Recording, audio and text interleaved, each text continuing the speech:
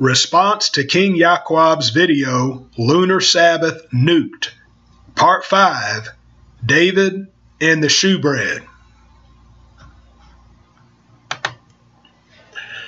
Hiram yashra'al, servant of Yahuwah and of the Master Yahushua HaMashiach, to the 12 tribes which are scattered abroad in the captivity, greetings. Brothers and sisters, part 5 of this video series is entitled David and the SHEWBREAD. We're going to be going through 1 Shemuel, chapter 20, and what's going on here is that David, who I will henceforth call Daud, and Jonathan, who I will henceforth call Yahunathan, they meet on this day. Daud is wanting to know if there's peace between him and Shaul, the king, Yahunathan's father. And so Yahunathan tells him that he's going to meet with his father on the next day, which would be the new moon, and also the day afterwards, which would be the second day of the month, and to see if there was peace between Shaul and Daud. And so they agreed to meet back again on the third day, which would be the second day of the month. And if you're not familiar with this chapter, what I suggest is that you go ahead and put this video on pause and just read this chapter in its entirety, just to get a good background on what we're going to talk about here, because it is the next chapter that we go into. It is this chapter that King Yaqub and others try to use to say that they have found a seventh-day Sabbath in the scriptures that did not fall on the lunar dates of the 8th, the 15th, the 22nd, and the 29th, because that is the claim of those of us who keep the seventh-day Sabbath and reset it every new moon. They call that the Lunar Sabbath. That is our claim. That's what we're able to prove through the scriptures, that whenever there is a date associated with a seventh-day Sabbath in the scriptures, it'll always fall on the 8th, the 15th, the 22nd, and the 29th of the month without exception. And so chapter 21 is a place where King Yaqub and others believe they have found an exception. We're going to slowly go through this just to show that that is not the case. So, in 1 Samuel chapter 20, verse 5, the word reads, And Daud said to Yahunathan, See, tomorrow is the new moon, and I ought to sit with the sovereign to eat, but let me go, and I shall hide in the field until the third day at evening. So, Daud saying that he's going to hide until the third day at evening. Now, they actually met on the third day in the morning sometime, but that's how long he said he was going to hide. Now, I want to pick this up in verse 12. I'm going to read verses 12 and 13. That's not on your list, but that ties into verse 5. It says, And Yahunathan said to Daud, Yahuwah Elohim of Yashra'al, when I search out my father sometime tomorrow or the third day, and see that there is good toward Daud, and I do not send to you or disclose it to you, so let Yahuwah do so, and much more to Yahunathan. And if it pleases my father to do you evil, then I shall disclose it to you and send you away, and you shall go in peace, and Yahuwah be with you as he has been with my father. So I bring that out just to show that the third day was making reference to what we would call the day after the morrow of when they had first met. So that would be the second day of the month when they met again. Now, verse 24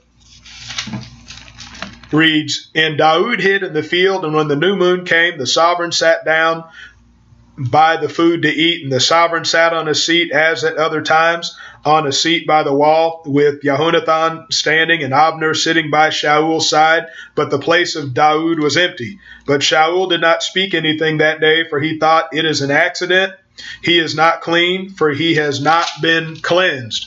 And it came to be the next day, the second of the month, that Daud's place was empty, and Shaul said to Jehonathan his son, Why has the son of Yeshai not come to eat either yesterday or today?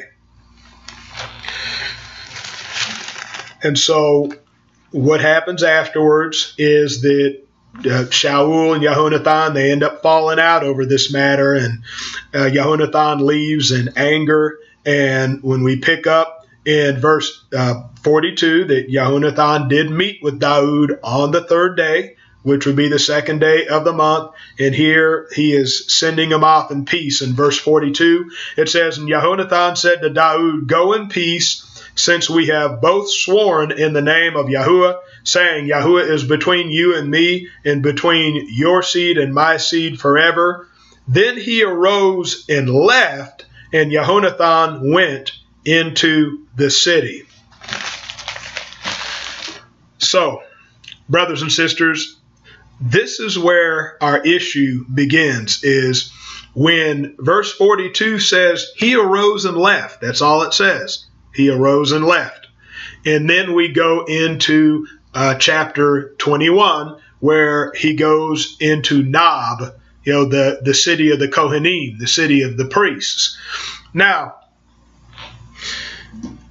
Nob was not too far away from where he was. It wasn't that great of a distance. So the assumption that King Yaqub and others make is that on that very day, Daud went straight there. He went straight to Nob, the city of the priests. And for those of you that are familiar with chapter 21, that he had asked the Kohen, the priest, for bread. The priest didn't have any common bread, so he gave him some shewbread.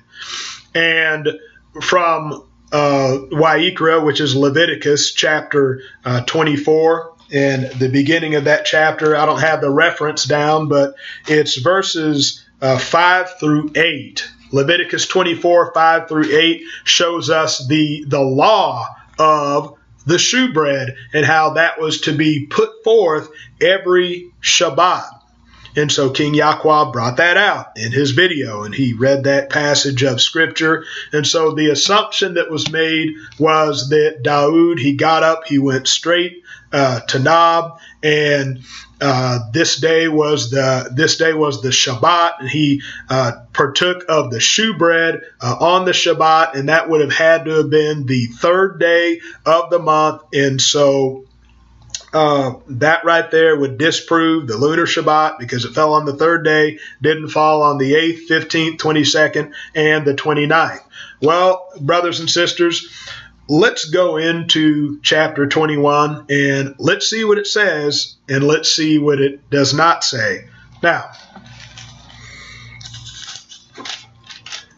chapter 21, and this is after Daud asks for bread. We're going to pick up in verse 4. It said, And the Kohen answered Daud and said, There is no ordinary bread on hand, but there is Kodesh bread, provided the young men have kept themselves from women. Let's stop there. Let's stop there for a moment. Who are these young men? We didn't see anything about any young men in chapter 20. So this is one of our clues. And verse 5. And Daud answered the Kohen and said to him, Truly, women have been kept from us about 3 days since I came out. And the vessels of the young men are Kodesh, and it is an ordinary mission, and also it was Kodesh in a vessel today. Verse 6.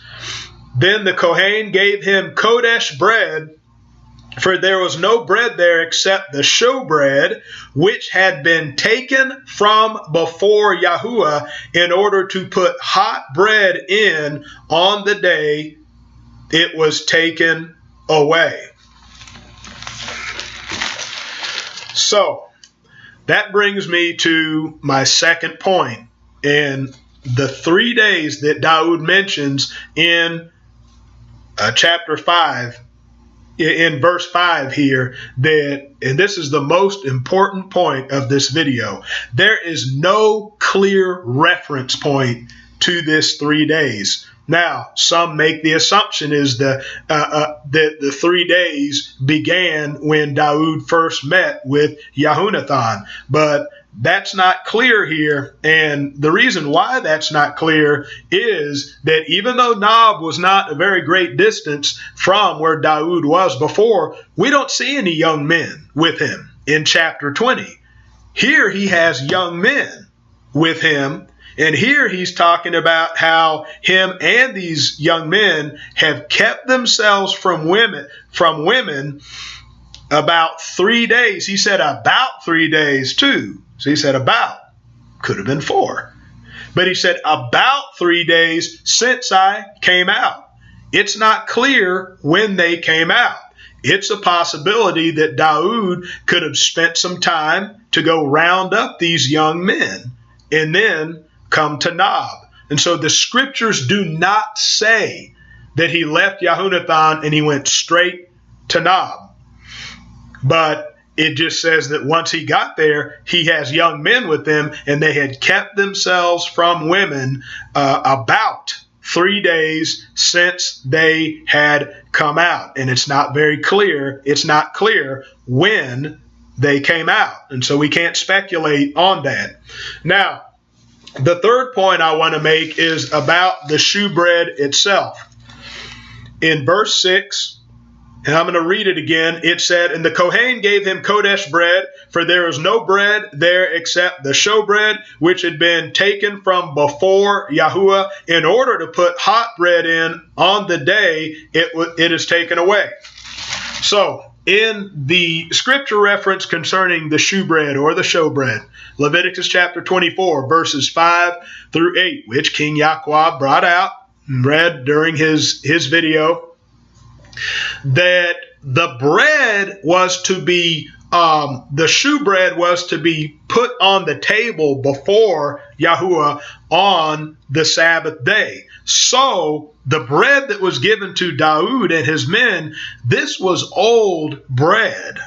And so this was old bread that certainly it wouldn't have been taken right off the table and given to him, because that bread's supposed to be on the table on the Shabbat. So this is bread that had been taken from the table. And so seeing that the Shabbat is over with when the evening comes, that there's nothing that tells us that the priest would have just devoured all of this bread in that particular night. So it could have been the next day. It could have been the day after the Shabbat. This was old bread. This was not bread that was taken straight off the table before Yahuwah, because the Kohen, the priest, he wouldn't have allowed that. But he gave him bread that had been taken away from the table so that the fresh bread could be put on there. And so even with that, there's no clear reference that this was the Shabbat day. It could have been the day afterwards, and there's no clear reference as to when the 3 days began that Daud and his men, who weren't there in 1 Samuel 20, came out and had kept themselves from women during those 3 days. And so, brothers and sisters, that unless we have dates, unless it's pinpointed as to when he came out, when he got his young men, when exactly the day was that they ate the bread, was it the Shabbat? Was it the day after the Shabbat? We can't speculate, and we can't say for sure as to when he did these things and when the Shabbat fell. We need more than what's given to us in this account. That was my purpose in bringing forth this video, is to show the different variables that were there, to show that you can't pinpoint anything with as little information as we're given here in 1 Samuel 20 and 1 Samuel 21. So if you want to go into this in more depth, message me. I hit the high points of this. So we will move on to the next video. And with that, I will say, Shalom.